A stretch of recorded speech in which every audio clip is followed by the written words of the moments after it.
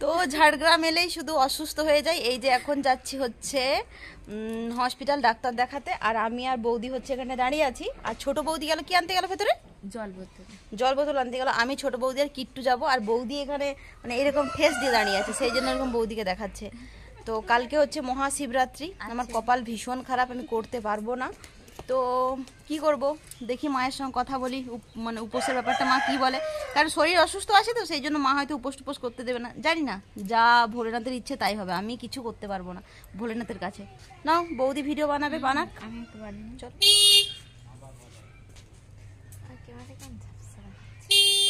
তো দাদা যাচ্ছিল বাজার, সেই জন্য হচ্ছে এই যে বললাম চল ছেড়ে দিবি চল। এ দাদা বৌদিকে আগের দিকে বসাবি তো,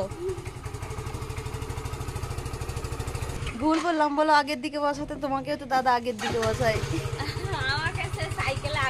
আমি পেছন দিকে বসবো, হ্যাঁ হ্যাঁ, দু সাইডে পা করে বসো। তো পৌঁছে গেছি হসপিটাল, আর ওই যে দাদা হচ্ছে ছেড়ে দিয়ে চলে গেল। আর এখন আমরা যাব ডাক্তার দেখাতে, নাকি কিট্টু? আমার বদনটা দেখে মনে হচ্ছে সত্যি আমি অসুস্থ। যাই হোক, আমার কপালটা ভালো যে আমার ঝাড়গ্রাম এলেই আমি অসুস্থ হই, কারণ এখানে হচ্ছে হসপিটালটা আছে, আর আমার যা সমস্যা আমাকে হসপিটাল নিয়ে আসতেই হয়। তো এখানে কাছে হসপিটাল আছে, সঙ্গে সঙ্গে নিয়ে চলে আসে। আর যেখানে থাকি ওখানে তো মা বাবার অবস্থা খারাপ হয়ে যাবে, আমার অবস্থা তো খারাপ হবে, তার সঙ্গে সঙ্গে মা বাবারও অবস্থা ভীষণ খারাপ হয়ে যাবে। তো চলুন যাওয়া যাক আউটডোরের দিকে। তো এই যে দূরে আউটডোর, এই রাস্তার দু সাইডে এত গাড়ি, কাদের কি জানি না, বলতে পারবো না।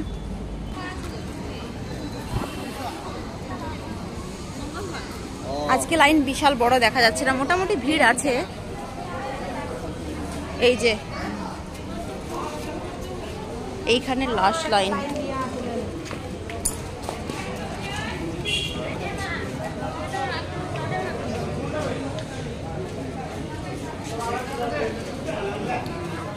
তো ডাক্তার দেখানো হয়ে গেছে, ডাক্তার দেখিয়ে নিয়েছে, আর এখানে প্রচন্ড চিৎকার চেঁচামেচি, আমার কথা মনে হয় শোনা যাবে না। এই দেখুন, এটা হচ্ছে মেডিসিনের লাইন।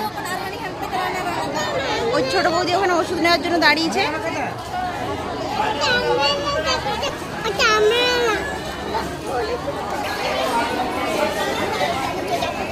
যা ভিড় রে বাবা ওষুধের দোকানে।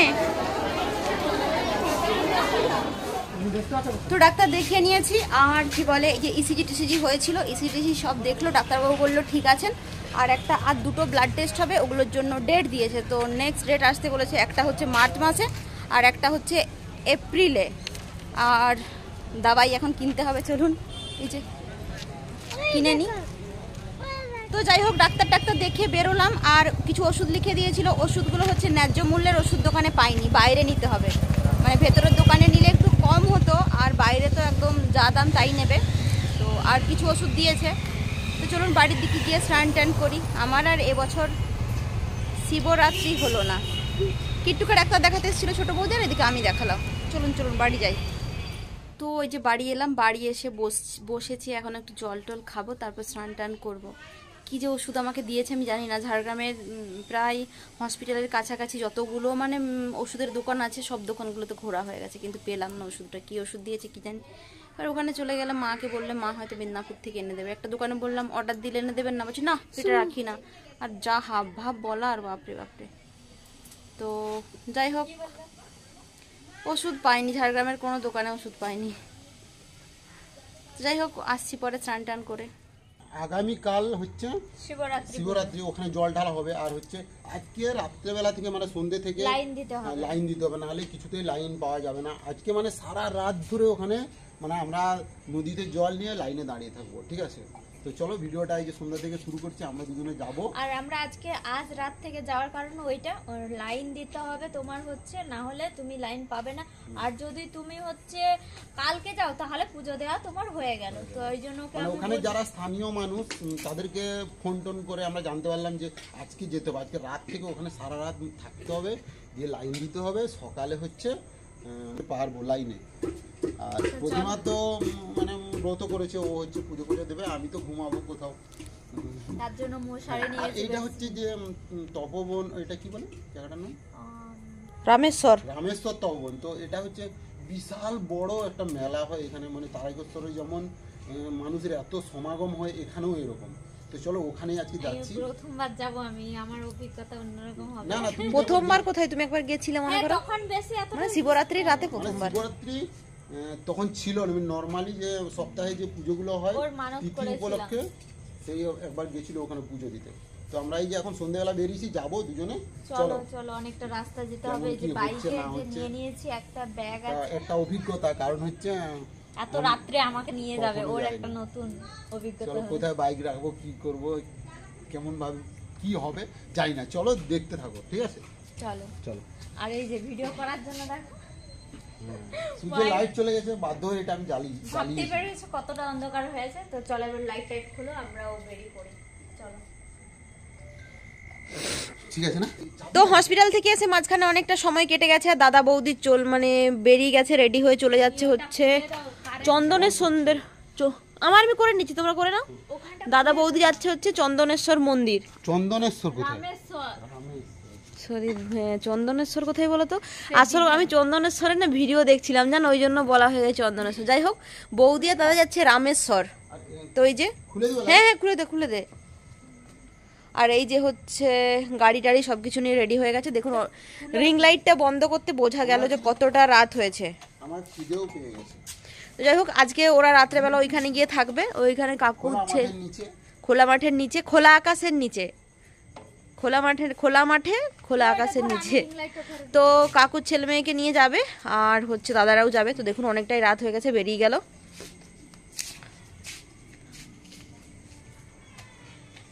আমরা একবার শ্রাবণ মাসে গেছিলাম, শ্রাবণ মাসে সোমবার করে আমি বৌদি মাটা গেছিলাম। আর এই শিবরাত্রিতে প্রচুর ভিড় হয় ওখানে, আর সামনেই নদী আছে, নদী থেকে জল তুলে তুলে সবাই যায়। ঠিক আছে, আমরা আসি রে। হুম তোমরা গিয়ে একটা ফোন করে দেবে। হ্যাঁ দরজা ফরজা বন্ধ করে তোরা ঘুমাবি। ঠিক আছে, আসো আসো তাড়াতাড়ি আসো। তোমার জিনিসপত্র সব নিয়েছো? এটা রাখো। আরে কিরা? পয়সাটা। পয়সা কি হবে, পয়সা আছে, পয়সা নিয়েছো না? যাও। তো আমার ফোনে না চার্জ নেই, আর ফ্ল্যাশ লাইটটা জ্বলছে না, এই জন্য বৌদিকে আর কিছু দেখা যাচ্ছে না। আসুন আসুন আসুন। আসছি একটু আসছি। হ্যাঁ, বেলুন নিয়ে আসবো। গাড়ি নিয়ে আসবো। কি জানবো?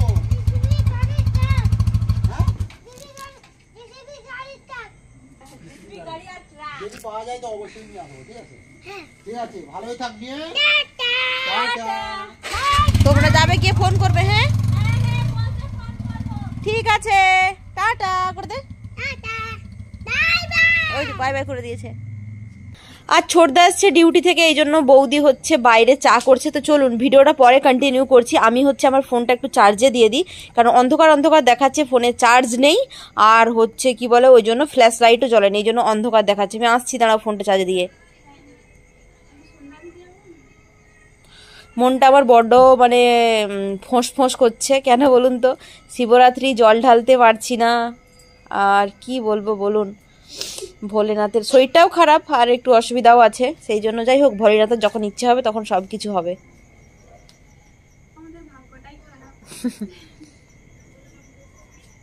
যা হয় নাকি ভালোর জন্য হয়, এটা ভেবেই খুশি হয়ে যাব। আর কি বলো, সান্ত্বনা বাক্য, নিজেকে সান্ত্বনা দেওয়ার জন্য। তো দেখতে দেখতে সময় হয়ে গেল সন্ধে 7:30টার। একদম এলো মেলো আলু থালু অবস্থায় চলে এসেছি ক্যামেরার সামনে, কারণ হসপিটাল গেছিলাম। হসপিটাল থেকে এসে ওই 2, 2:30, 3টের দিক করে শ্যাম্পু করে স্নান করেছি, চুল শুকনো হয়নি। তারপর হচ্ছে একটু শুয়েছিলাম, শুয়ে উঠে দেখলাম যখন 7:30 বেজে গেছে, তখন ভাবলাম যে ভিডিওটা শেষ করতে হবে। তো যাই হোক, বাড়িতে আছে আমি, ছোটদা, ছোট ভাইপো, ছোট বৌদি, দাদা বৌদি চলে গেল পুজো দিতে।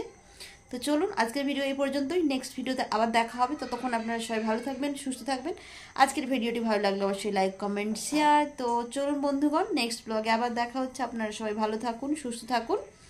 তো আজকের ভিডিও এই পর্যন্তই, ঠিক আছে? চোখ মুখ কেমন যেন একদম এক হাত করে ঢুকে গেছে, কেমন ড্রাই শুকনো শুকনো লাগছে। শরীর তো সত্যিই খারাপ। যে ডিপার্টমেন্টে আজকে আমাকে ডাক্তার দেখাতে পাঠিয়েছিল, আমি ভাবতেও পারিনি যে এই ডিপার্টমেন্টে আমাকে একদিন ডাক্তার দেখাতে আসতে হবে। কোন ডিপার্টমেন্ট নাম নিচ্ছি না, আস্তে আস্তে সব বলবো। তো লাইনে দাঁড়িয়ে একটু একটু কান্না লাগছিল যে কি হয়ে গেল আমার, কোথায় এসছি। কি করব, কপালে যা লেখা আছে তাই হবে, তাই না?